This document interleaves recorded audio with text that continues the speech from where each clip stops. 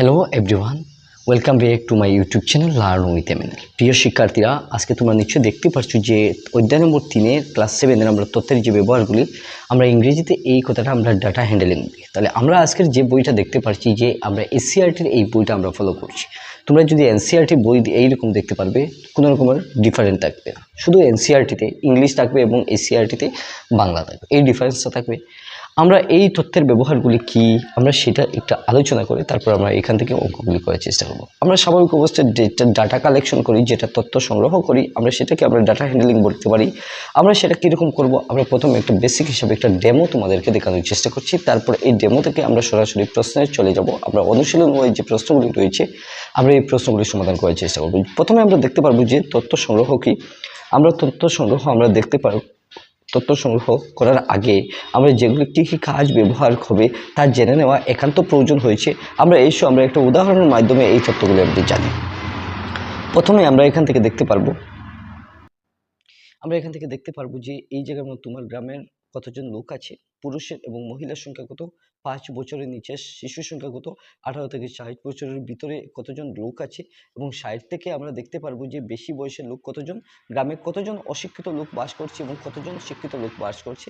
আমরা এই অবস্থায় একটা ডেমো, অর্থাৎ আমরা এইরকম একটা চার্ট তৈরি করব। চার্ট তৈরি করে আমরা বাকি সব কিছু ফিল আপ করবো, যে ক্রমিক সংখ্যাগুলি দিয়ে সদস্যের নাম, বয়স, লিঙ্গ, শিক্ষাগত যোগ্যতা, প্রথমে এই সব কাজ আমরা একটা ডায়াগ্রাম, অর্থাৎ আমরা একটা প্রেজেন্টেশন তৈরি করে বাকি আমরা কাজগুলি করে নেব। তো আমরা আজকে একটা বেসিক অবস্থায় বুঝতে পেরেছি যে আমরা কীরকম তথ্যগুলি সংগ্রহ করব, কীরকম আমাদের এই প্রশ্নগুলি থাকবে। এ টু জেড আমাদের এই প্রশ্নের মধ্যে, অর্থাৎ এই ডেমো ভার্সনের মধ্যে প্রত্যেকটি স্টেপ আমাদের দেওয়া রয়েছে। তো আশা করি তোমরা বুঝতে পেরেছো যে আমরা যখন অনুশীলনী ওয়াইজ প্রশ্নগুলি করব, তখন তোমাদের বেসিক বিষয় নিয়ে আরও কিছু কনসেপ্ট ক্লিয়ার হয়ে যাবে এবং তোমরা সহজে এই অঙ্কগুলি করতে পারবে। তো চলো আমরা প্রথমে এখান থেকে অনুশীলনী ওয়াইজ যে প্রশ্নগুলি রয়েছে, আমরা অনুশীলনী প্রশ্নগুলি দেখে আমরা এখান থেকে সমাধান করার চেষ্টা করি। আমরা এখান থেকে দেখতে পাচ্ছি যে অনুশীলন 3.1 আমরা যে প্রথম প্রশ্নটা দেখতে পাচ্ছি, প্রথম 10টি স্বাভাবিক সংখ্যার গড় এবং তার এই প্রসারগুলি নির্ণয় করা। আমরা স্বাভাবিক গড় যদি বলি, তাহলে গড় আমরা এখান থেকে বলতে পারবো যে গড় এমন একটা সংখ্যা যেগুলি প্রত্যেকটা মিডিল এভারেজ অবস্থায় করে নিতে পারি। ঠিক আছে, আমরা যখন অঙ্কে করব তখন অঙ্ক করতে অনেকগুলি আমাদের ডাউট ক্লিয়ার হয়ে যাবে এবং আমরা সহজে এই অঙ্কগুলি করে নিতে পারি। এখন আমরা কিন্তু গড় বিষয় নিয়ে আমরা ডিটেলসে বলছি না, যখন আমরা প্রশ্ন দেখব তখন প্রশ্ন থেকে আমরা এ টু জেড আমরা এই অঙ্ক সমাধান করার চেষ্টা করব, যে গড় কীরকম হয়, সেটা কীরকম সমাধান করতে হয়, প্রত্যেকটি স্টেপ আমরা এই জায়গা থেকে আমরা দেখে নিতে পারি। ঠিক আছে, আমি যার জন্য আমি এখান থেকে প্রথমে তোমাদেরকে একটা হোয়াইট পেপার নিয়ে আমি এখান থেকে হোয়াইট পেপারের মধ্যে লিখে দিচ্ছি যে আমি এই জায়গার মধ্যে আমি লিখবো যে অনুশীলন। ঠিক আছে, আমি এখান থেকে লিখছি অনুশীলনী। শিলনী আমি এখান থেকে লিখলাম, এখান থেকে অনুশীলনী 3.1 করে দিলাম। ঠিক আছে, ক্লাস 7 আমরা প্রত্যেকে জানি, ক্লাস 7 আমরা এখান থেকে লিখে দিলাম। ঠিক আছে, আমরা এখান থেকে কিন্তু ডাটা হ্যান্ডলিং বা তথ্যের ব্যবহারটা আমরা এখান থেকে তথ্যের ব্যবহার লিখছি, ব্যবহার। ঠিক আছে, আমরা অতটুকু লিখে দিলাম। এখন আমরা 1 নম্বর যে প্রশ্নটা দেখতে পারলাম, এই 1 নম্বর প্রশ্নটার সমাধান আমরা এখান থেকে করব। প্রথমে আমরা এখান থেকে দেখতে পাচ্ছি যে এই জায়গা থেকে আমরা 1 নম্বর প্রশ্নটা দেখে নেব। ঠিক আছে, আমরা 1 নম্বর দেখতে পাচ্ছি যে প্রথম 10টি স্বাভাবিক সংখ্যা যদি আমরা এখানে বলে দিই, তাহলে আমরা এখান থেকে 1 নম্বর লিখে নিতে পারি। তারপর আমরা এখান থেকে আমরা জানি যে লিখবো, আমরা জানি যে, আমরা এখান থেকে লিখছি আমরা জানি যে, আমরা কি জানি আমরা এখান থেকে লিখছি, আমরা জানি যে প্রথম আমরা 1 থেকে 2, 3, 4, 5, 6, 7, 8, 9 এবং 10 আমরা জানি এগুলি একটা স্বাভাবিক সংখ্যা। প্রথম আমরা এখান থেকে লিখতে পারবো যে প্রথম 10টি স্বাভাবিক সংখ্যা আমরা লিখলাম, প্রথম 10টা স্বাভাবিক সংখ্যা।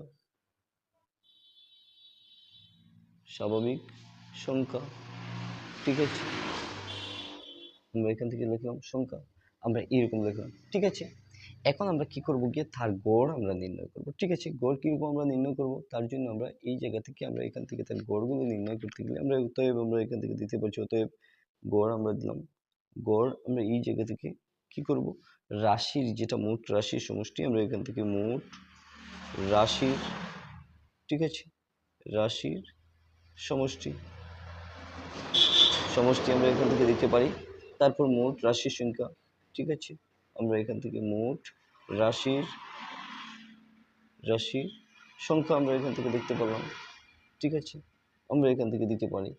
আমরা সব কিছু যদি ঠিক হয়ে যায় তাহলে আমরা এখান থেকে নিচের দিকে করে নিতে পারি। কি করব, আমরা এখান থেকে দেখে নিতে পারি যে 1 plus 2 plus 3 plus 4 plus 5 plus 6 plus 7 plus 8 plus 9 plus 10, ঠিক আছে।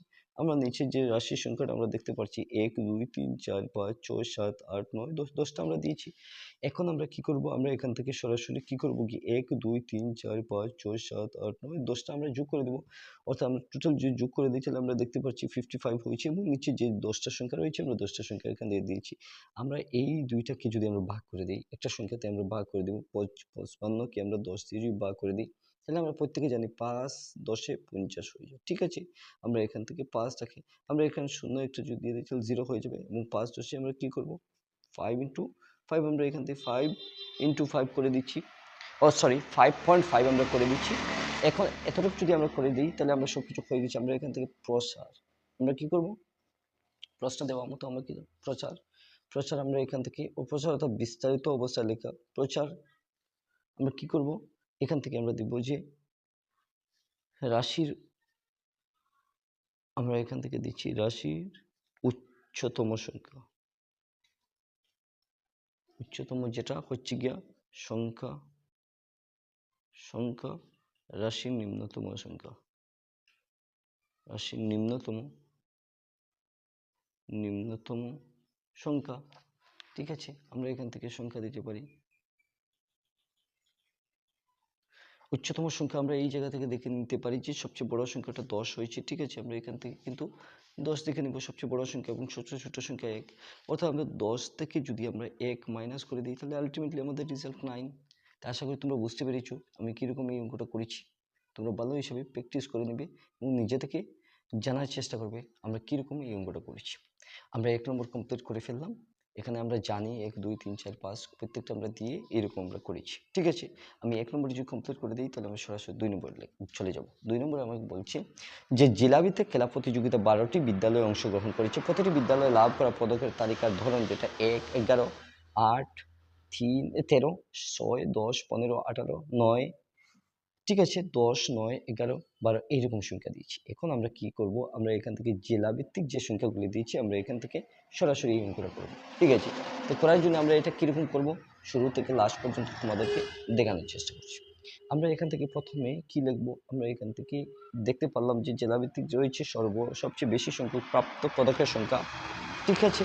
আমরা এই জায়গা থেকে 1 নম্বরে সমাধান করব সবচেয়ে বেশি প্রাপ্ত যেটা সংখ্যা, প্রাপ্ত পদকের সংখ্যা আমরা 2 নম্বরে এখানে লিখলাম 2 নম্বর, ঠিক আছে। 2 নম্বর দিয়ে আমি প্রশ্নে চলে যাচ্ছি সবচেয়ে বেশি সংখ্যক প্রাপ্ত পদকের সংখ্যা, অর্থাৎ আমরা এই জায়গা থেকে এই অঙ্কগুলো করব। করার জন্য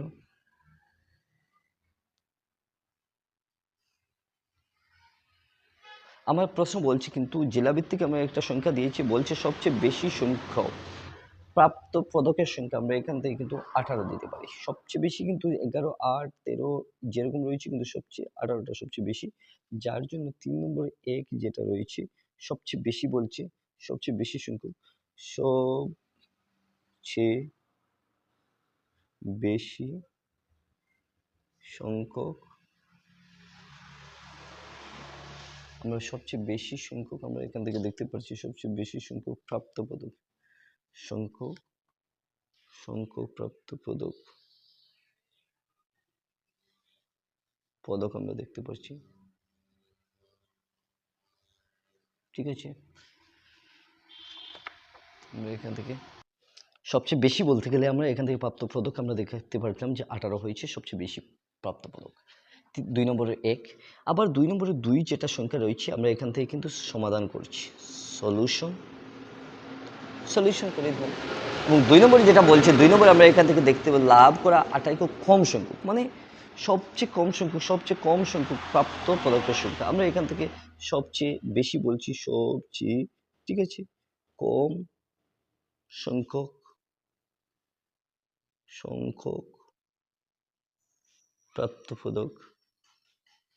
প্রাপ্ত পদক যেটা রয়েছে আমরা এখান থেকে দেখে নিতে পারি। সবচেয়ে কম যদি বলি তাহলে এই জায়গা থেকে আমরা দেখে নিতে পারি 6 হয়েছে, সবচেয়ে ছোট হয়েছে 6, যার জন্য আমরা এখান থেকে 6 দিয়ে দিতে পারি। তারপর আমরা 3 নম্বর বলছি যে তত্ত্বগুলির প্রসার কত। তত্ত্বগুলির প্রসার যদি আমরা বলি তাহলে সবচেয়ে ছোট এবং সবচেয়ে বড় এখান থেকে ডিফারেন্সগুলি আমরা দেখে নিতে পারি। আমরা ডিফারেন্স যদি একটু দেখে নিই তাহলে আমরা এখান থেকে কি করব, আমরা এখান থেকে যে তত্ত্বগুলির প্রসার কত 3 নম্বর বলছি গিয়ে আমরা এখান থেকে তত্ত্ব আমরা কি বলবো যে তত্ত্বগুলির প্রসার, তত্ত্বগুলির প্রসার আমরা এখান থেকে দেখতে পাচ্ছি প্রচার।